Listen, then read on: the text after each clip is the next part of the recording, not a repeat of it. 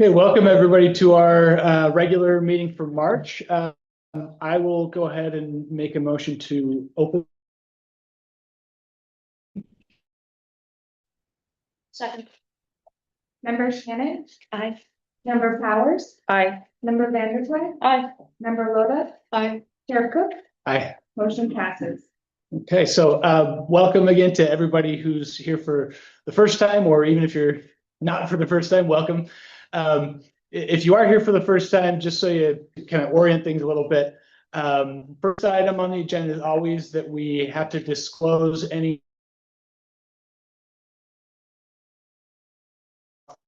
of interest. So with respect to the items that are on the agenda for tonight. What's that? No, I was reading something. Oh, okay. I missed the fact that you had made a motion to open the meeting. Oh, sorry. All right. So I'll start. I don't have any conflicts to disclose. I do not. I do not. I do not. I do not. Okay. So the first item on the agenda tonight is the application for 50 State Street. There are two applications, an application for an area variance and an application for site plan review. We still have, I believe, a public hearing open on these two applications. So is there anybody here that would like to speak on the 50 State Street Northfield Commons abode application? All right. Sounds like we don't have anybody here in the audience. Anybody online? We did receive a comment, a resubmit from the November deferment, from Lynn Cole with photos that the board had requested. It came in while you guys were in attorney session. Oh, I'm okay. here for you, when you're ready to deliberate, and if, the resident wants to make a comment, but you guys have all of this into your email, but you probably haven't seen it yet. No, I haven't seen that yet. Yeah, please. I'm here to speak to it if that would be helpful. Okay. Is there anything that you'd like to say, or do you just, okay, go ahead, please. Yeah, we want to give you a chance. Maybe in the references, but if there's one there, so. I'm here specifically, so I'm Lynn Cole. I am the owner of the home at 66 State Street that would be most impacted by proposal. And so I really want to share information with the board about the request for variance. So my family and I reside at 66 State Street. My property abuts right back to the edge of the property that would be impacted, which is a mixed use Erie Canal Zone. And so in reviewing the laws on the Pittsburgh Village website, the village has clearly articulated zoning regulations to guide decisions when residential and business abut next to each other. And my understanding is that these have been implemented to mitigate the differences in interests between property owners and businesses. Specifically code 210-21.5 dimension requirements require 35-foot setback when non-residential uses are adjacent to residential uses. And it appears that this is a critical protection so that the developers of the village zoning clearly thought through, when establishing village code.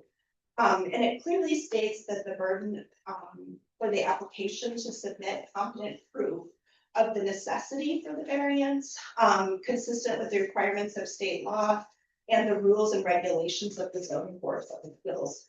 And the key thing that is stated on the village website is the first criteria for an area variance poses the question, will an undesirable change be produced in the character of the neighborhood or be a detriment to nearby properties? And as such, I want to emphasize that that providing this variance would definitely be an undesirable change to my property.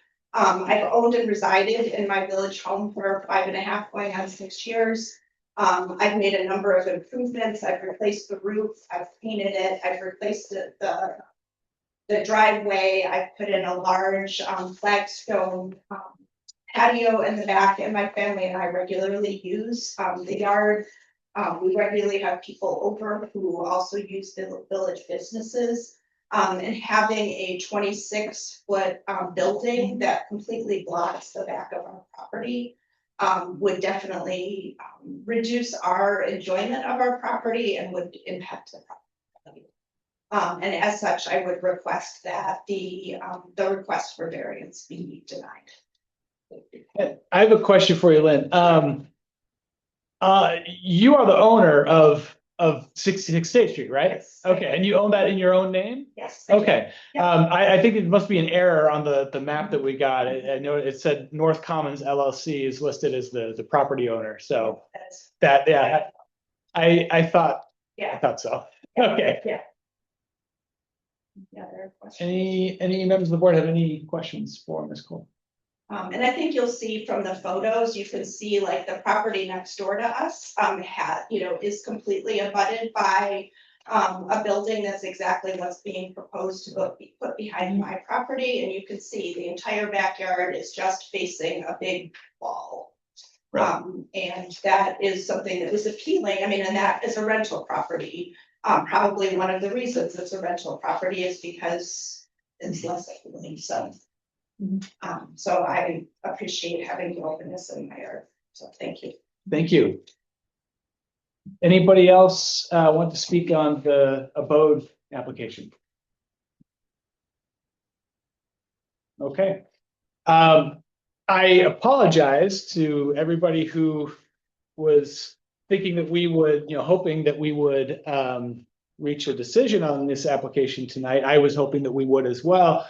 But unfortunately, we noticed some issues that potential issues that might need to be addressed. And in addition to that, we've just gotten a lot of commentary on this, email comments, and we want to make sure that everybody has a chance to be heard while we address those issues. So I am going to make a motion that we table this and leave the public hearing open. I'll make that motion. Second.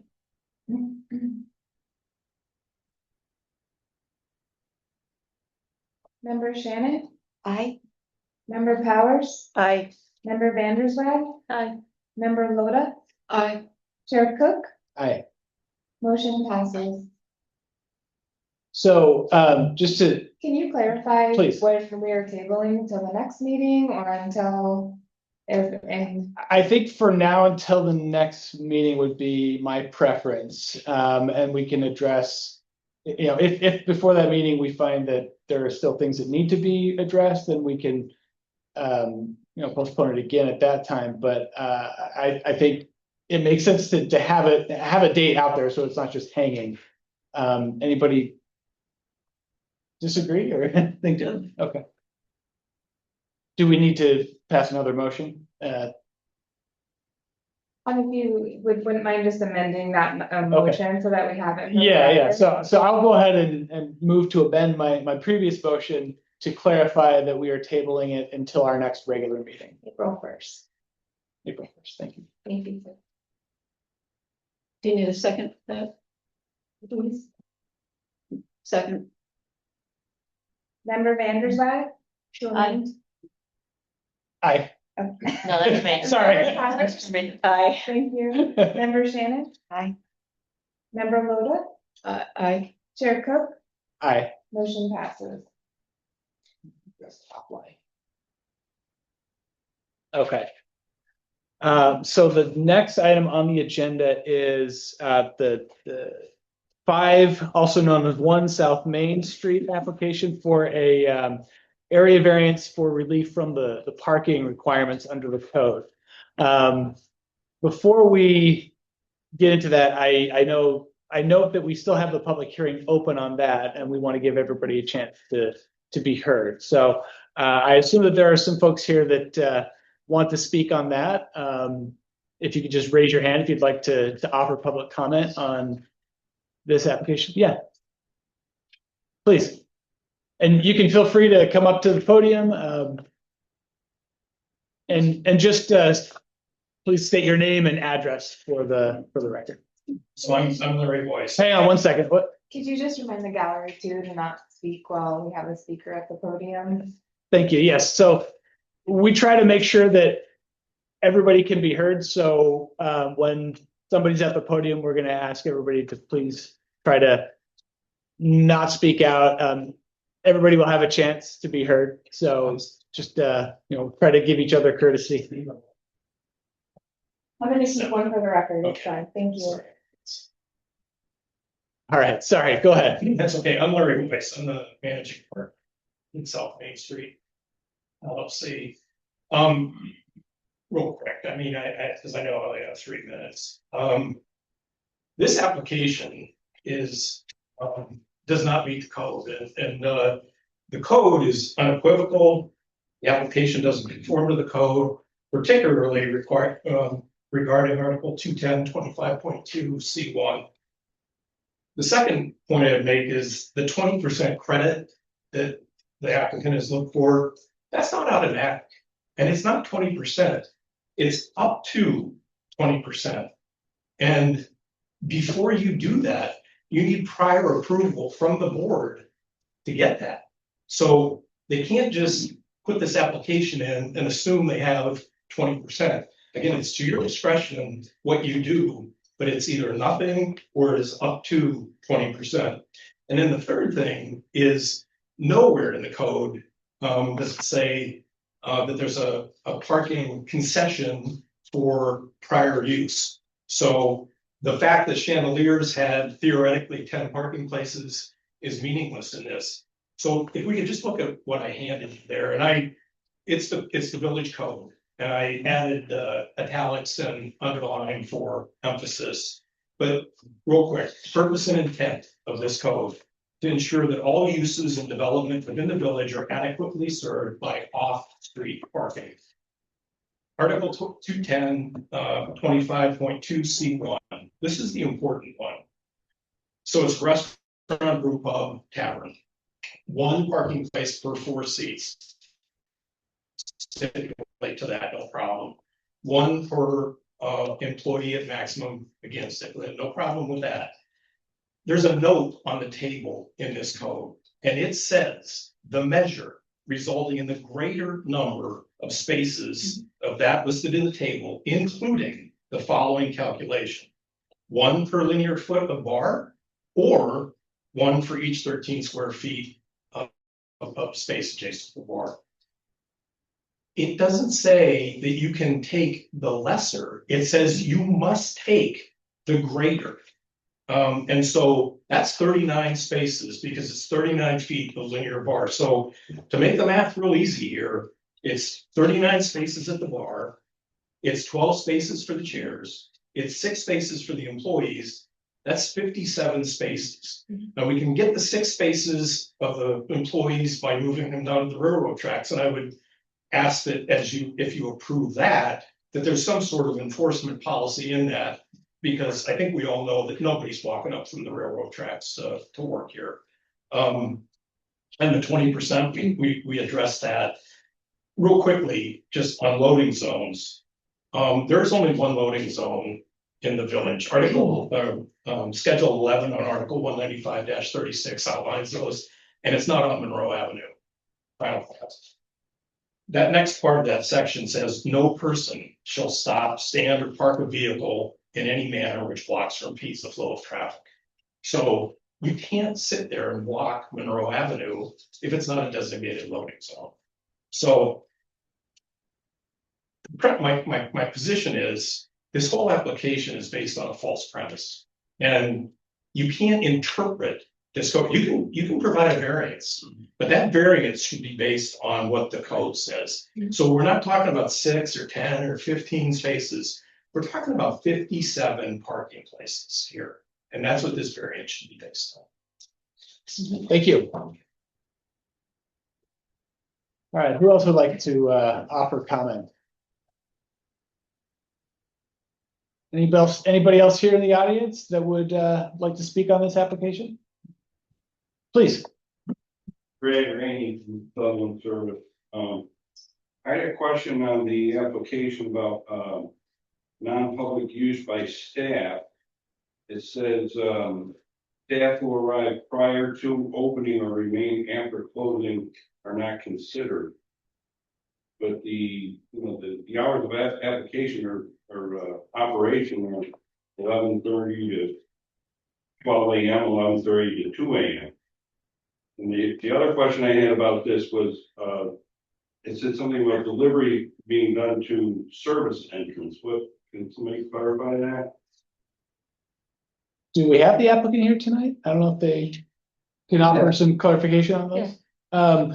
Now, just to be clear, what we'll do is we'll hear all the public comment and, I guess it's at the discretion of the board whether we allow or ask for a response from the applicant. Would the board like to entertain a response from the applicant to those two questions?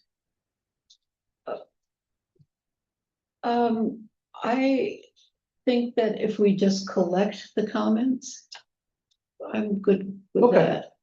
So we'll hear all the comments Right. and then we can, Right. yeah, okay.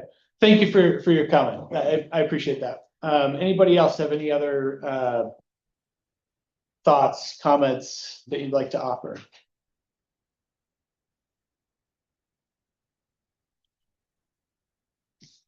All right, going once, going twice, all right.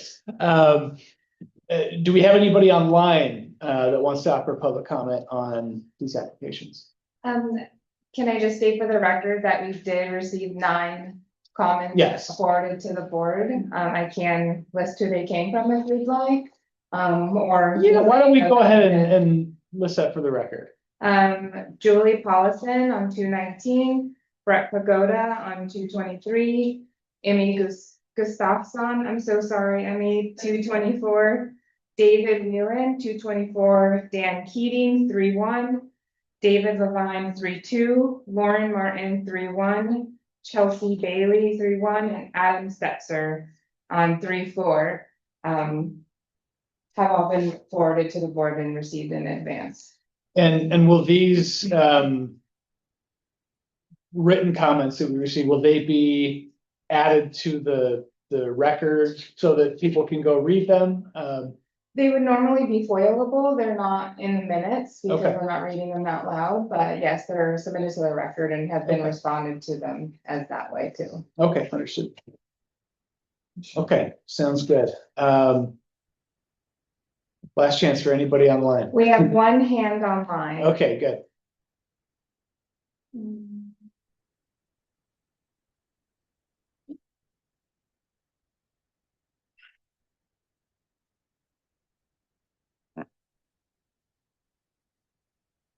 Ms. Paulson, you can unmute yourself. Hi, can you hear me okay?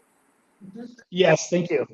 Thank you. I'm not sure, I apologize if this is the right meeting to ask this question, but just in terms of something that was from last week's meeting where the mayor was proactively talking about the safety measures she was taking for the village. Name and address, please.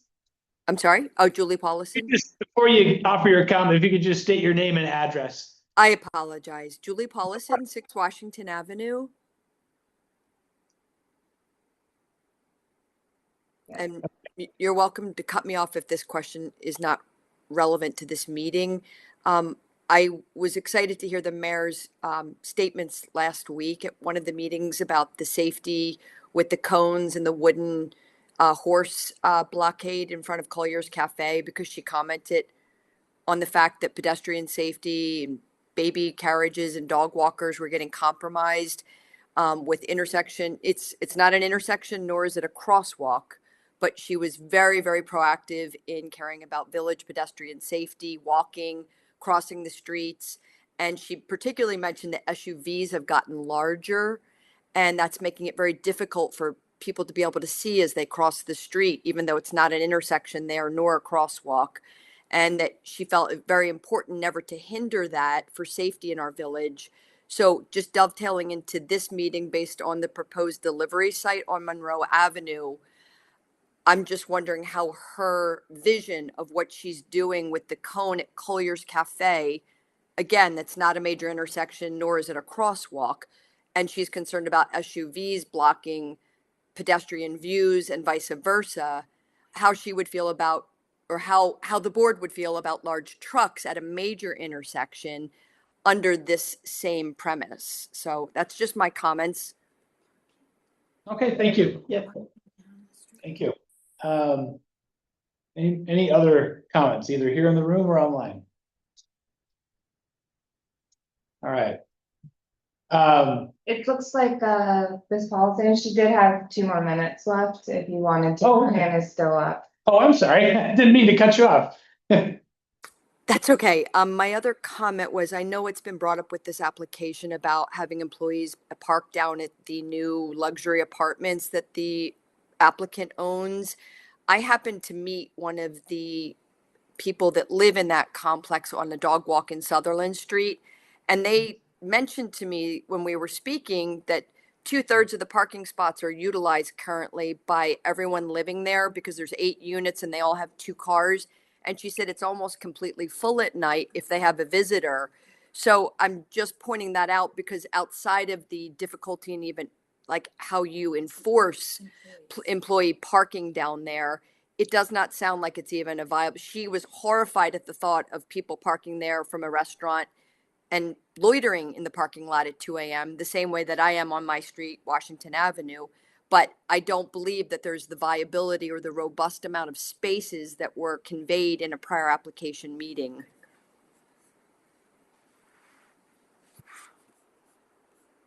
Thank you. Do you have any other comments to offer on that?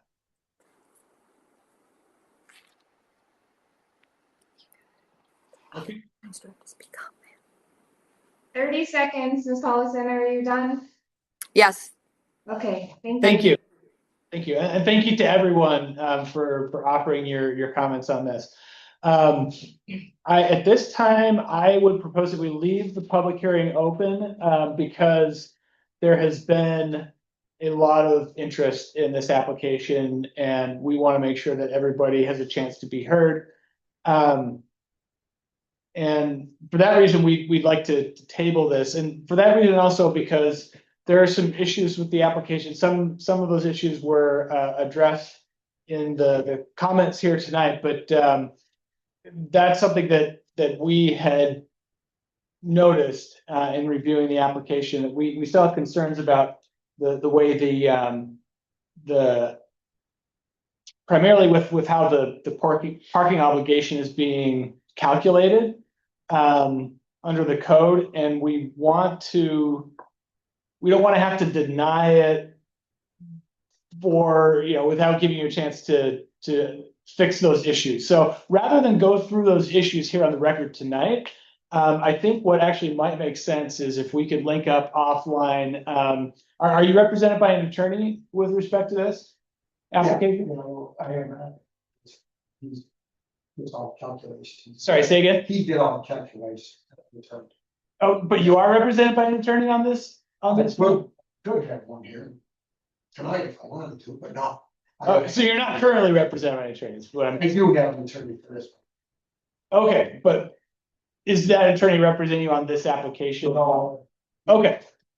Well, listen, either way, I'm not trying to be difficult here. I just want to find out because, my suggestion would be that if you have an attorney, that your attorney meet up with the board's attorney and we can explain some of the issues and make sure that we're getting everything right. Because, I know that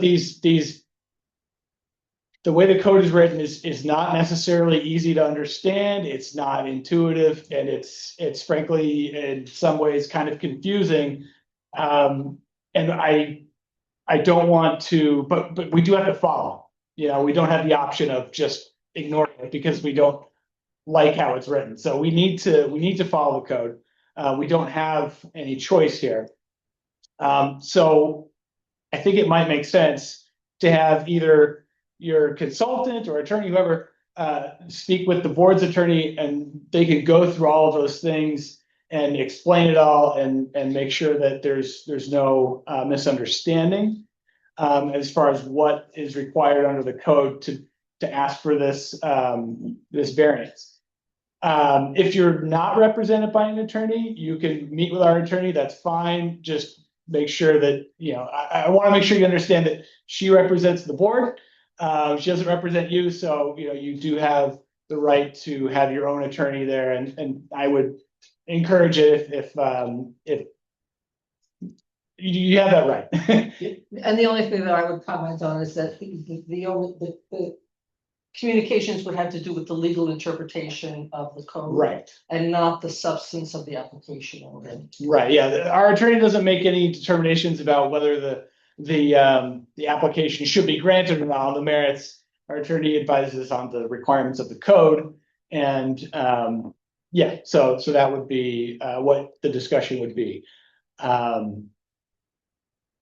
Did you want to say anything or offer any comment tonight before we? That's okay, my architect did all the calculations along with, what we all talked about, and that's what. Yeah. Came up with, so Okay. if we have to do something else. Yeah.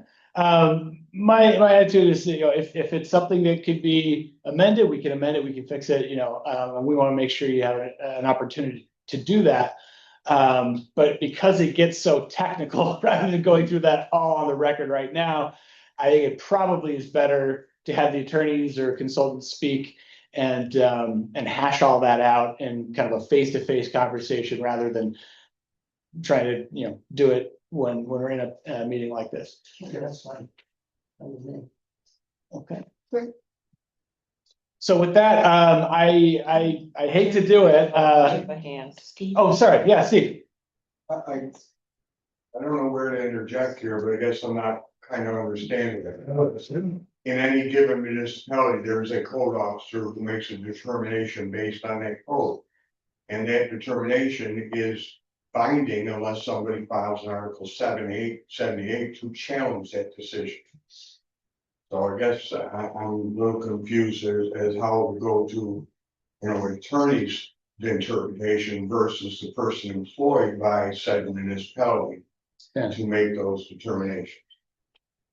Well, I guess I would just say that the code enforcement officers' interpretations still need to be reviewed by this board. It's zoning board of appeals, and we are bound by the code. So if there's a disagreement, then that's something that could be hashed out. But I don't know that there even necessarily is a disagreement. And nobody's suggesting that your determinations are being challenged. No.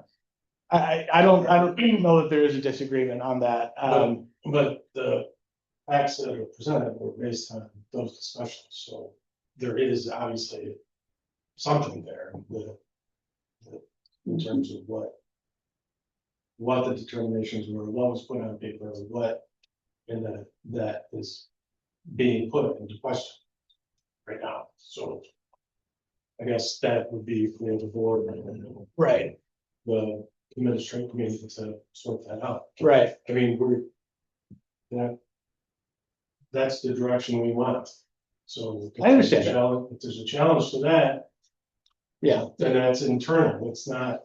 And I can just tell you, it's less a question of interpretations of the code. I mean, there are some potential issues here that could be addressed, but it's more a question of we need documentation for some of these things. We need to make sure, it's one thing to say, yeah, there's parking spots within 1,000 feet, but okay, we need documentation to show that, because if it gets challenged in court and we don't have anything in the record to support our decision, then it gets overturned. So we need to make sure that if whatever decision we reach, we have sufficient evidence in the record to support that decision. Yeah, I was just gonna add, if the code enforcement officer has any reservations about me speaking with the applicant, then it's not a good idea for me to speak. Yeah. No, I have no reservation.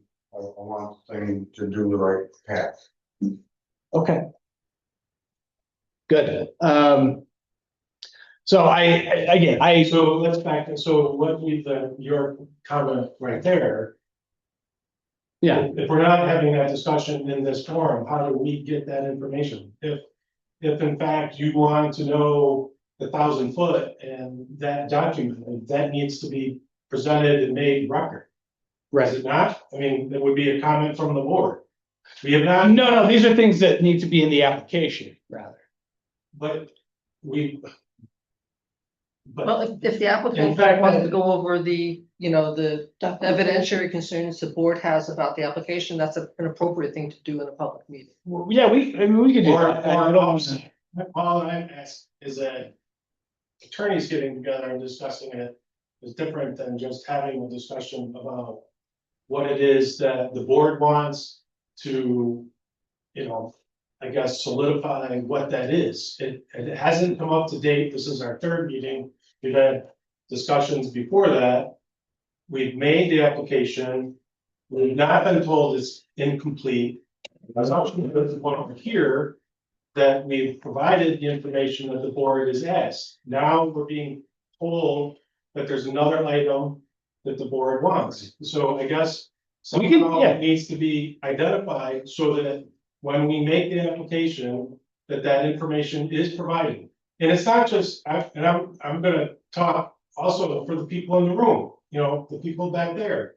That, while we're trying to do our best to put our best foot forward for a project that these two people think that is good for the village, we also do want to not provide information that's needed. Because Right. obviously don't want to put the board in a position of having a challenge. But also, we want, if it's information that's germane to the board, the assumption is that it would be germane to the neighbors, right? So if it was something earlier on that was identified that the board was gonna wanna see. Right. That could have been provided a month and a half ago, or we at least could have started that process.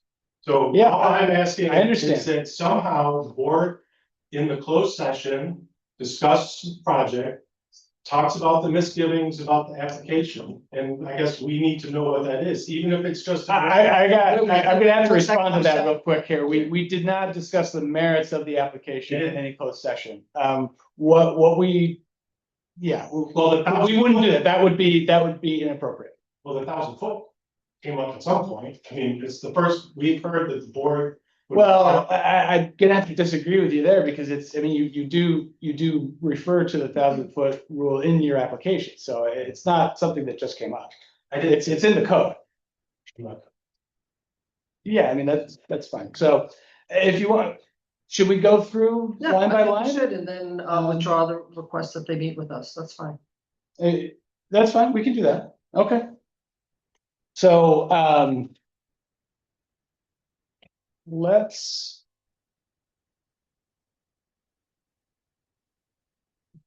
I guess start with, let's do a vote application as well.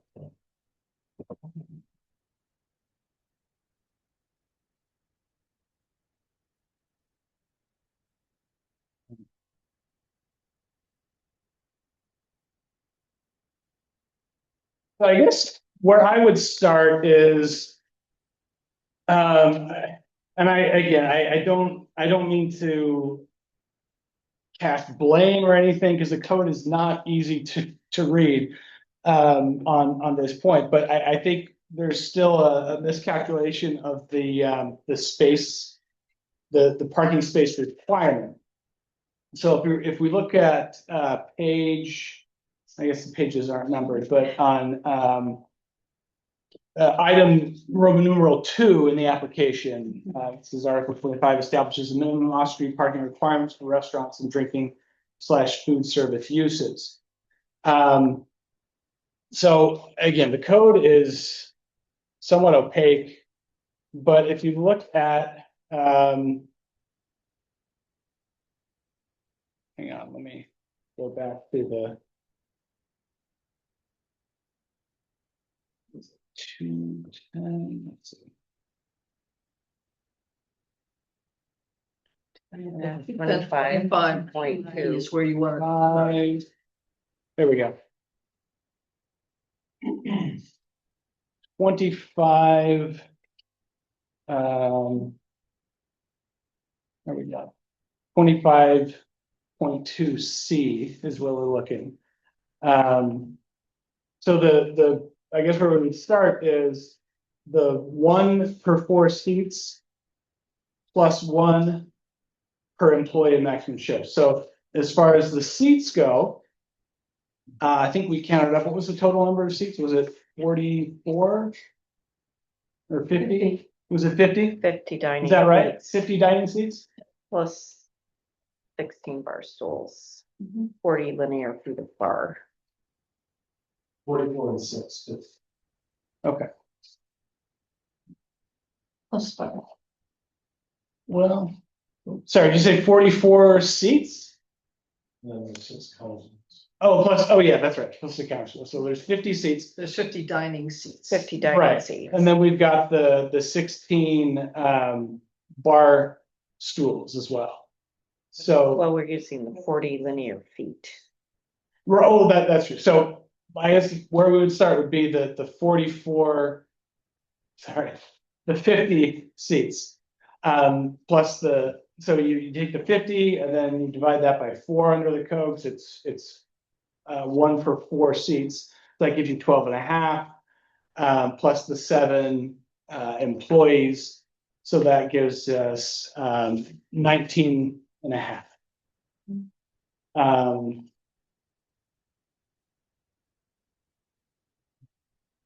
And then, so that's that component. The next component is on the bar. So, be sure we get back here.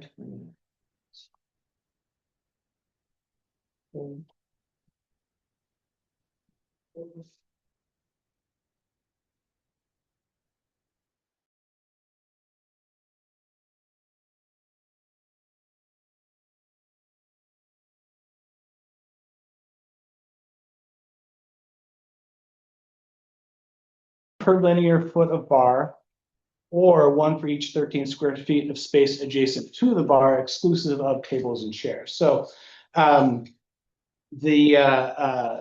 linear foot of bar, we have, what is this? How many 40 feet? 40 feet? linear feet. 40 linear feet.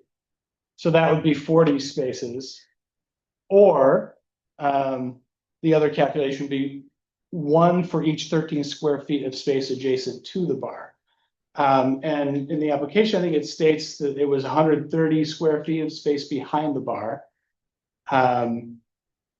Which would give us 10 spots, right? Because but it's the greater, so it can't be we can't, if one gives us 40 and the other gives us 10, we have to go with the greater. So that would give us a total of 59 And a half. and a half, 59 and a We half round up to 60. spaces, or 60 spaces.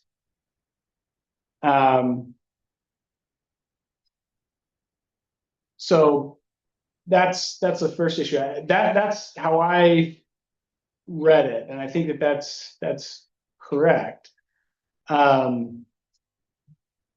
So that's the first issue, is that it's 60 rather than 30 that we read as the obligation. Now there is the credit under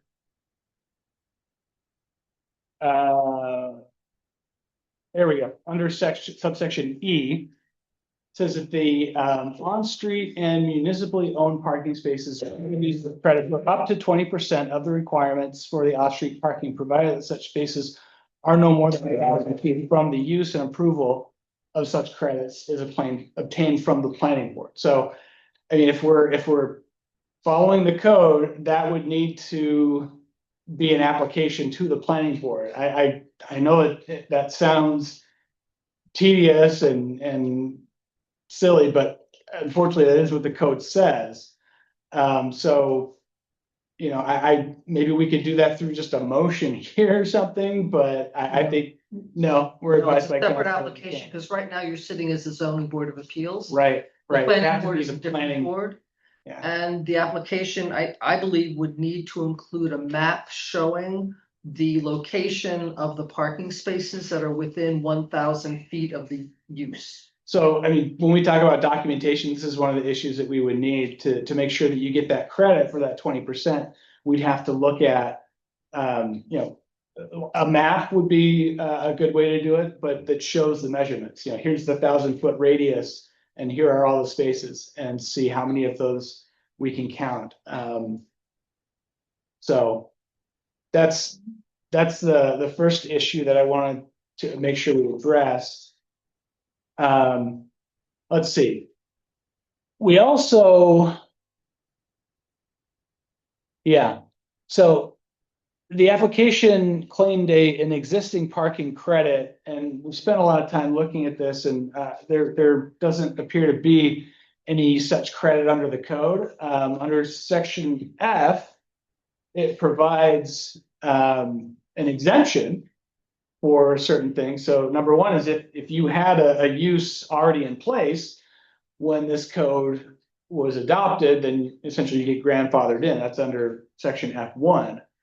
Under F2, if you had a use that was already lawful and was grandfathered in, and then it gets altered to a different use, then you do get a partial credit, or sorry, not a credit, but an exemption.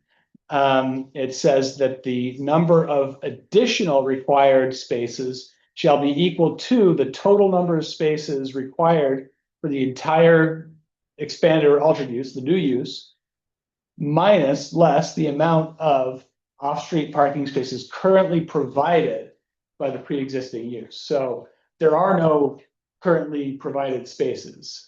We have the previous use apparently had an exemption because they didn't provide any. And under the code, they were supposed to have been providing, I think 8, but unfortunately that's not a credit that applies because there are no spaces provided. Now the 20% credit that you get for public parking, that may be up to, if we've got 60, that may be up to, what's 20% of 60, 12? So it may be up to that, but we just need the documentation so we can see that that there are those, and there, what the measurements are, so we can. Now the off-site designated employee parking, there's no provision in the code for a credit for that. That said, it's something that I think we could consider as part of granting the variance. Does that minimize the effects of the variance? So that's something that we could consider, but it's not a credit under the code. But again, we need documentation, and I know that this seems persnickety, but it's just not enough for us to rely on. And for example, if we got challenged in court, it's not enough for us to rely on to say, well, he said that he would tell his employees to park over there. We'd have to have some kind of easement, parking easement. You're granting an easement to the restaurant from the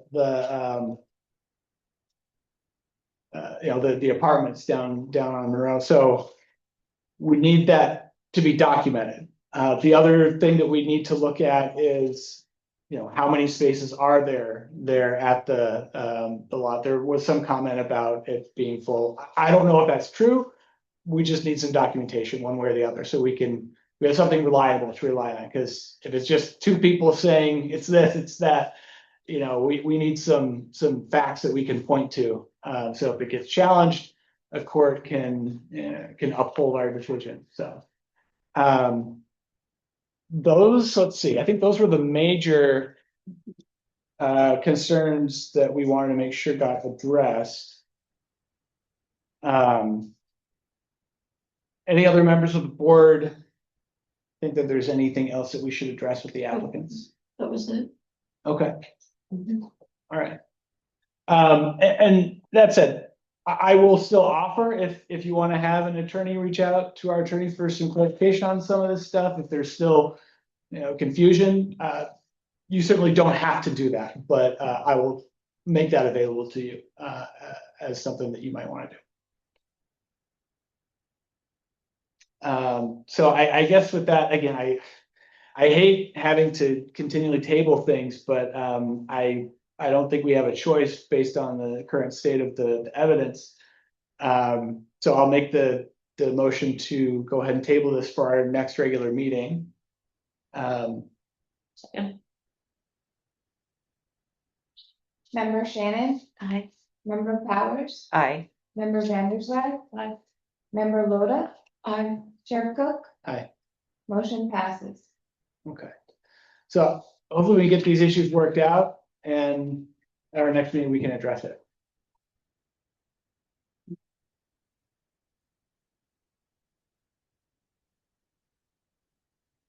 I don't think there's anything else on the agenda for tonight, right?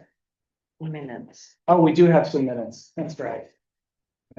Would you like to take a comment? The public hearing is still open. The public hearing is still open. I don't mind unless, what do you think, members of the board? Anybody object? No. All right, let's go ahead. There's a comment about the application at 5 South Main, and what about Airbnb above for parking needs? And confirming that proper calculations will be part of your discussion.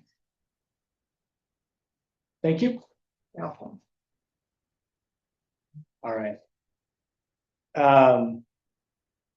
So we have some minutes to approve from our January 7th meeting. Looks like that's it. I didn't have any changes on this. I don't think any other members of the board did. Did you want to use the word defer instead of table, or I wasn't sure? If that's advisable. I think table is probably more readily understood by most people. I mean, I wasn't there, so. Yeah, Oh, that's true. This is for 50 state. Yes. Yes. Yeah, let's do that. Let's just call it tabled Okay. actions. Tabled items, maybe.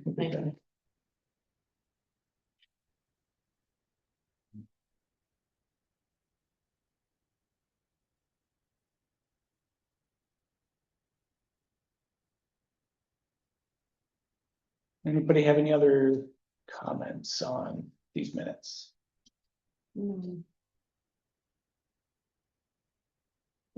Nope.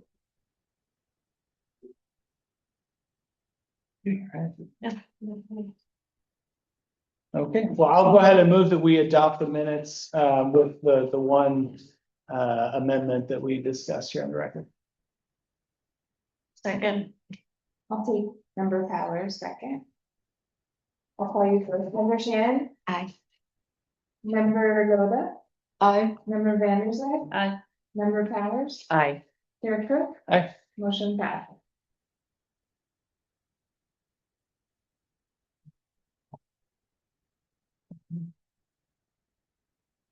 Any members of the board have any member items to bring up before we move to adjourn? So our liaison is here. Yeah, John, do you have anything for us? I don't have anything. I'd like to, lights, I didn't know. Yeah. At work. Thank you. No, thank- no, thank you. Yeah, so Yeah. Yeah. I don't have anything. We're going through our budget right now, trying to get that resolved. So I don't have anything for you folks. If you've got anything for me, I'd be glad to take it back to the board. Yeah. Do we have anything for John? I would like. I know there's work going on with the application. Yeah. You know, I know we've talked about having pre-meetings, so I'm Yeah. just waiting for that to naturally get to the point where, you know, we can go forward. Yeah. Okay. And I commend you folks for this parking issue because it's a better. No, it's not easy at all. I mean, ultimately, I don't mean to just, I don't want to speak out of turn, but ultimately, I think it needs to be addressed by the trustees. I definitely, Yeah. you know, we did talk about increasing more enforcement than what we've got right now to help with, you know, some of the owners of the other lots to make sure that they don't have parking that isn't supposed to be there. You know, looking at a couple of different options, so I don't know which way that's headed, but we'll definitely keep you guys informed. You know, about Yeah. that. So, Well, yeah, maybe that's nothing I need to say on the record. But I have thoughts about, some, Right. some changes to the code that the trustees could make. I'd be more than willing to sit and talk with you, other, Yeah, I almost think, I hate to put this process on you guys. I personally think that this should be part of the special permit that the trustees look at. I think this is very cumbersome, so. That parking should be part of a special permit. Yeah, rather than, you guys are going through all this deliberation and parking. Before, and then they're. And they can't- For a special permit. and they can't bring it to the trustees until we act on it. That all be part of the same Yeah. special permit, so that it's not disjointed. But Yeah. again, I'm one. Right. Or, I mean, traditionally, special permits have been, part of the PZBA's. And that's okay too. Right. I'm all right, Right. if we were to give that special permitting process to this board, that's okay too, but let's make sure that all the pieces work. Right, Right now, this parking code, we've got, we get Steve involved, we gotta look at that. See what- I think you do need to, I think the trustees do need to look at it, especially in light of a recent business roundtable Roundtable. that addressed parking. And that has become part of the public conversation. Sure. I think you need to be obligated to move along with that. Yeah, and like I said, with the budget meeting we had last night, I brought up, hey, we talked about enforcement. Well, we need more money to pay for enforcement, and what's that gonna look like? And, so there's a lot of different pieces to all of this that, it's just gotta sit down and dissect it and what works, what doesn't, and what might we have to change. So, that's my thought process anyways, and that's what I've been pushing, the board, so. Mhm. thank you, Yeah, John. great, thanks. We appreciate your hard work. Well, I want to be a good liaison, and if you Yeah. guys have something, you don't have to wait for this meeting either, to call Yeah. me up and say, hey, we need to talk about this, so. All right, well, I appreciate that. Thank you. Thanks, John. Anybody have any other member items to bring up? We don't have any new applications for April, correct? Steve? The amendments for these two applications, if those two board members would like to review them ahead of time, that would be a good time. But again, it's not a form or predetermination. Pre-meeting you're talking about. Yeah, for a pre-meeting, so it's just an idea, just to Yeah. help the applicants have some communication in between the next meeting, because it's kind of far. And Right. they may get us some things ahead of time, Yeah, so of course, it's at your discretion, but and Alexandra, can you remind us the date and the board members? I don't Okay, if you don't have it in front of you, it's okay, well, we can get it on the Sorry, next time. I think it's Jean and myself okay, on March 9th okay, and John. Right? Oh, that's coming up. yeah. Usually the plan was like, the due date is, a week after the meeting we have now, and then the pre-meeting, and so. But we don't have anything. We don't have anything new, I was just saying, we do have continued applications.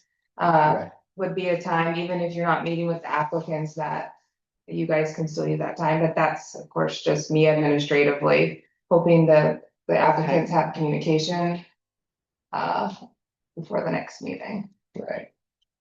Okay, I'd like to say the code needs to be addressed. Yeah. because the way it reads is confusing. yes, It can be read in multiple ways and it needs to be clarified in a workshop between the zoning board, which is what I'm on a planning board. I mean, we do workshops out there too, because they're issuing a code, where everybody, some from each group sits down and then figures out the best way to straighten it out. Good. Totally agree. Absolutely. could not agree more. Good comment. One thing I would like to say about the code is like. Name and address, please. Oh, are you taking a comment? Why not? Let's go ahead. Public comment. 32 South Main Street. Thanks. I was just wondering like what the basis of the code is, like, where did that code come from? Is it to protect businesses? Is it to protect people in town? And is it actually fulfilling that role by enforcing more parking or not enforcing? So Right, no, Yes, it's. yes, no, no.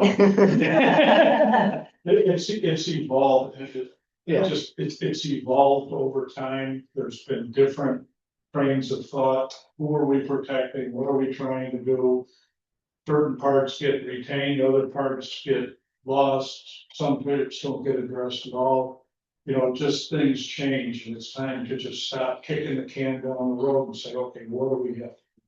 Yeah, You know, you've got to balance it between, you want commerce, but you've got to protect residents, and what's that balance? And it's not an easy question, at all, just because we're not growing any more parking spaces. right, yeah. So, it's not a good answer. I'll talk to you more later. That's- What is your name? I'm sorry, I only got your address. Oh, my name's Denny. Denny? Denny, yeah, DENNY. Thank you. Okay. Well, unless anybody has anything else to bring up, I'll go ahead and move to adjourn for tonight.